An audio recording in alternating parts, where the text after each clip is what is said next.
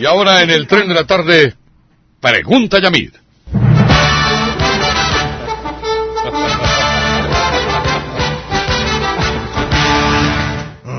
Sí, señores, bienvenidos a Pregunta Yamid. Se dispararon los dos celulares en todas las ciudades del país, un tema que ya se salió de control con el alcalde de Bogotá. Y para eso estamos sometiendo a la Policía Nacional General Palomino avanzar.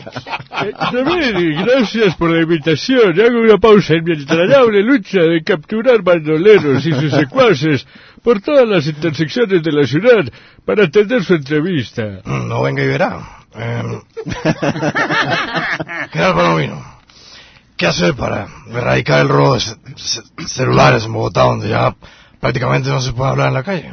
Pues déjeme contarle en primicia, Yamil, que hemos visto gratamente las charlas de balcón del alcalde Petro, porque cada vez que el burdo maestre cita una manifestación en la Plaza de Bolívar, el hurto de celulares en el resto de la ciudad disminuye drásticamente. General, ¿qué hacer para judicializar a los ladrones? Me acaban de robar el celular, general. Yo estoy pagando cuotas. Cojan al fascineroso. Tranquilo, Yamil, ya vamos tras ese fascineroso, que ha sembrado el terror en toda la región y municipios circunvecinos. Terminemos la entrevista mientras mis hombres recuperan su teléfono. Bueno, general. ¿Qué consejo le da a los bogotanos para que no les sumen el celular en la calle? Que hagan como los políticos que hablan en Radio Nacional en las mañanas, trabajar desde la casa.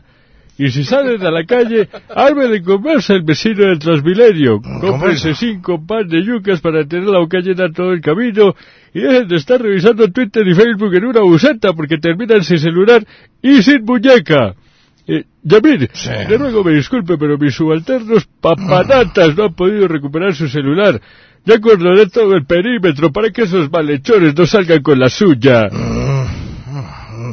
Director de la Policía Nacional, Palomino, muchas gracias. ¿Le pasa algo?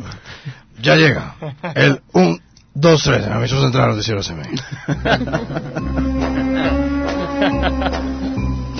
Hola, mis temas de hoy.